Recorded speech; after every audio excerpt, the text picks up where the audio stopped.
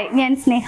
S L ടോക്സിന്റെ പുതിയൊരു വീഡിയോയിലേക്ക് എല്ലാവർക്കും സ്വാഗതം. ഇന്ന് ഞാൻ നിങ്ങളോട് പറയാനായിട്ട് പോകുന്നത്, കുറേ പേര് പറഞ്ഞു കേൾക്കാറുണ്ട്, ഞാൻ സ്നേഹിക്കുന്ന ആ ഒരു പേഴ്സണെ എന്നോട് ഒരു ഇഷ്ടക്കുറവ് പോലെ ഫീൽ ചെയ്യുന്നുണ്ട്. മീൻസ് എന്നോട് എനിക്ക് വല്ല വാല്യൂ ഒന്നും കിട്ടുന്നില്ല റിലേഷൻഷിപ്പിൽ എന്നുള്ളത്.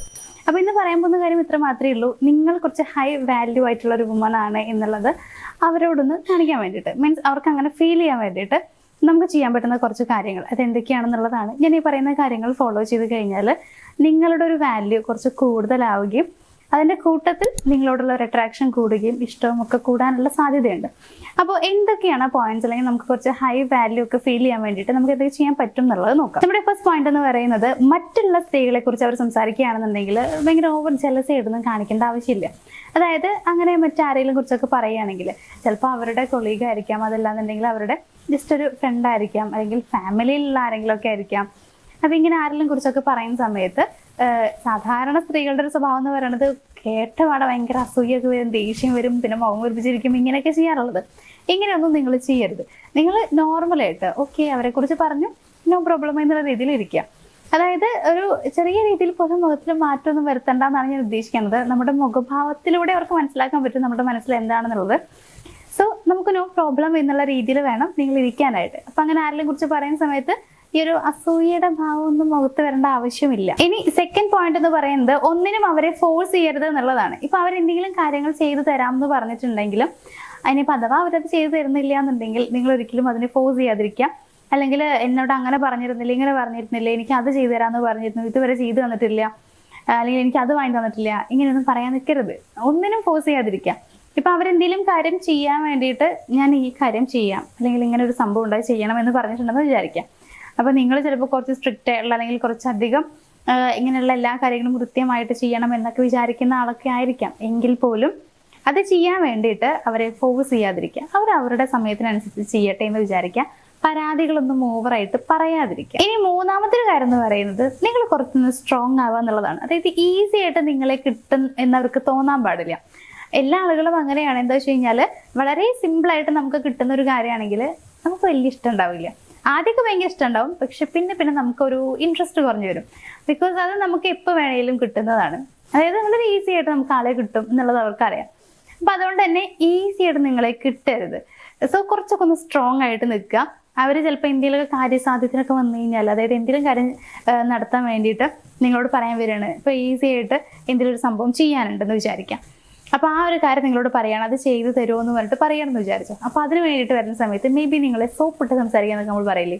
അതായത് കുറച്ചൊക്കെ ഒന്ന് പഞ്ചാര അടിച്ച് കുറച്ചൊക്കെ ഒന്ന് റൊമാൻറ്റിക്കായി നിങ്ങളെ ആ ഒരു കാര്യത്തിന് സമ്മതിപ്പിക്കുകയായിരിക്കും ആൾ ചെയ്യുന്നുണ്ടാവുക. അപ്പോൾ എന്തെങ്കിലും കാര്യം ചെയ്ത് കൊടുക്കാനുണ്ടെങ്കിൽ അത് സമ്മതിപ്പിക്കുകയായിരിക്കും. അപ്പോൾ നിങ്ങൾ പെട്ടെന്ന് അങ്ങോട്ട് അവരെ ഭയങ്കര സ്നേഹത്തോടെ സംസാരിക്കുമ്പോൾ വീണ് കൊടുക്കരുത്.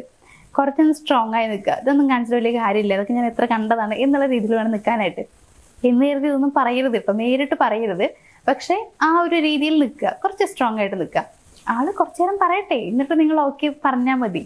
അപ്പൊ ആ രീതിയിൽ നിങ്ങളെ പെട്ടെന്ന് കിട്ടുമെന്ന് ആൾക്ക് തോന്നരുത്. അങ്ങനെ ആവാൻ ശ്രമിക്കുക എന്നുള്ളതാണ്. ഇനി നാലാമത്തെ കാര്യം എന്ന് പറയുന്നത്, ഹൈ ബൗണ്ടറി സെറ്റ് ചെയ്യുക എന്നുള്ളതാണ്. ഹൈ ബൗണ്ടറി സെറ്റ് ചെയ്യുക എന്ന് പറയുമ്പോൾ നമുക്ക് എല്ലാവർക്കും നമ്മുടെ ഒരു ബൗണ്ടറി ഉണ്ടായിരിക്കും, നമ്മൾ സെറ്റ് ചെയ്ത് വെച്ചിട്ടുണ്ടായിരിക്കും. നമ്മുടെ പേഴ്സണൽ സ്പേസ് ഉണ്ടാവും. അപ്പൊ അതിൽ കയറിയിട്ട് ഇടപെടരുത് എന്നൊക്കെ നമ്മൾ പറയാറുണ്ട്. ആ ഒരു സംഭവമൊക്കെ തന്നെ ഉദ്ദേശിക്കണത്. അപ്പൊ നിങ്ങളുടെ ബൗണ്ടറി നിങ്ങൾ സെറ്റ് ചെയ്തിട്ടുണ്ടെങ്കിൽ അതിൽ തന്നെ ഉറച്ചു നിൽക്കുക. അതായത് അവര്, ഒരു എക്സാമ്പിൾ ഞാൻ പറയുകയാണെന്നുണ്ടെങ്കിൽ, അവർ മോശമായിട്ട് നിങ്ങളോട് സംസാരിക്കാൻ ശ്രമിക്കുന്നുണ്ടെങ്കിൽ ഒരിക്കലും നിങ്ങളത് സമ്മതിക്കരുത്. അത് എത്ര അടുത്തൊരു പേഴ്സൺ ആണെന്നുണ്ടെങ്കിലും, എത്ര സ്നേഹമുള്ള ഒരാളാണെന്നുണ്ടെങ്കിലും മോശമായിട്ട് സംസാരിച്ചു കഴിഞ്ഞാൽ അങ്ങനെ സമ്മതിക്കാതിരിക്കുക. അപ്പൊ എപ്പോഴും ഒരു ബൗണ്ടറി, എന്നോട് ഇങ്ങനെ സംസാരിക്കാവൂ, അല്ലെങ്കിൽ ഈ രീതിയിൽ എന്നോട് സംസാരിക്കരുത്, ഇത്തരം വേർഡ്സ് യൂസ് ചെയ്ത് സംസാരിക്കരുത്, അല്ലെങ്കിൽ എൻ്റെ കുറച്ച് പേഴ്സണൽ ആയിട്ടുള്ള കാര്യങ്ങളുണ്ട്, അതിൽ കയറി ഇടപെടരുത്. ഇങ്ങനെയുള്ളതൊക്കെ നമുക്ക് സെറ്റ് ചെയ്യാം. അതൊന്നും വലിയ പ്രശ്നമുള്ള കാര്യമൊന്നുമല്ല. ആവശ്യമുള്ള സമയത്ത് ബൗണ്ടറി സെറ്റ് ചെയ്യുന്നത് വലിയ തെറ്റൊന്നുമല്ല. അപ്പം ഇങ്ങനെയുള്ള ബൗണ്ടറി എപ്പോഴും നിങ്ങൾ സെറ്റ് ചെയ്ത് വെച്ചിരിക്കണം എന്നുള്ളതാണ്. ഒരിക്കലും അവരെ ഹേർട്ട് ചെയ്യരുത്, ഹേർട്ട് ചെയ്യാതിരിക്കാൻ ശ്രമിക്കുക.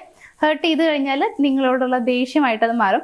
അങ്ങനെ അല്ലാന്നുണ്ടെങ്കിൽ അവരുടെ മനസ്സിൽ നിങ്ങളൊരു ഭയങ്കര ഹൈ വാല്യൂ ഉള്ളൊരു പേഴ്സൺ ആയിട്ട് മാറുകയാണ് ചെയ്യുക. അപ്പൊ അങ്ങനെ ബൗണ്ടറി സെറ്റ് ചെയ്യാനായിട്ട് ശ്രമിക്കുക. ഇനി ലാസ്റ്റത്തെ ഒരു പോയിന്റ് എന്ന് പറയുന്നത്, നിങ്ങളുടെ ലൈഫുമായിട്ട് നിങ്ങൾ ബിസി ആവുക, ഓവറായിട്ട് അവൈലബിൾ ആവാതിരിക്കുക. അതായത് നിങ്ങൾക്ക് നിങ്ങളുടേതായിട്ടുള്ള കാര്യങ്ങളുണ്ട്, നിങ്ങളുടെ ഫാമിലി, ഫ്രണ്ട്സ്, അല്ലെങ്കിൽ നിങ്ങളുടെ ജോബ് ആണെങ്കിൽ അങ്ങനെ, അല്ലെങ്കിൽ പഠനമാണെങ്കിൽ ആ രീതിയിലൊക്കെ നിങ്ങൾ ബിസി ആയി മാറുക എന്നുള്ളതാണ്. എപ്പോഴും ഇവര് നിങ്ങളോട് കാണുന്നത് പറയുമ്പോൾ, അല്ലെങ്കിൽ നിങ്ങളുടെ അടുത്തേക്ക് വരിക എന്ന് പറയുമ്പോൾ, സംസാരിക്കണം എന്ന് പറയുമ്പോൾ, വിളിക്കുമ്പോഴോ മെസ്സേജ് അയക്കുമ്പോഴോ അപ്പം റിപ്ലൈ കൊടുക്കാതെ അല്ലെങ്കിൽ അപ്പം അവൈലബിൾ ആവാതിരിക്കുക. കുറച്ചൊക്കെ തിരക്കിലാവണം. നമ്മളെപ്പോഴും അവൈലബിൾ ആകുമ്പോൾ അവർ വിചാരിക്കാം നമ്മളൊരു പണിയിലാണ്ട് ഇരിക്കുകയാണെന്നുള്ളത് വിചാരിക്കും. അതിൻ്റെ പുറമെ അവർക്ക്, അതായത് അവരോട് നമുക്ക് അത്രയും എന്തൊക്കെയോ സംഭവങ്ങളാണ്. നമ്മളുടെ മനസ്സിൽ അവരുടെ സ്ഥാനം എന്ന് പറയുന്നത് ഭയങ്കര ഹൈ ആണെന്നൊക്കെ അവർ ചിന്തിക്കും. അപ്പൊ അവരുടെ സ്ഥാനം ഹൈ ആണെന്ന് ചിന്തിക്കുമ്പോൾ അവർക്ക് ഒരു സെൽഫ് കോൺഫിഡൻസും സെൽഫ് ലവ് ഒക്കെ തോന്നും. പക്ഷെ നമ്മളോട് അത് തോന്നില്ല. അതായത് നമ്മളോടുള്ള ഒരു വാല്യൂ ഒരിക്കലും അവിടെ കൂടില്ല. അതുകൊണ്ട് തന്നെ ഭയങ്കരമായിട്ട് നിങ്ങൾ അവൈലബിൾ ആവരുത്. കുറച്ചൊക്കെ നിങ്ങളുടെ ലൈഫുമായിട്ട് ബിസി ആവാനായിട്ട് ശ്രമിക്കാം.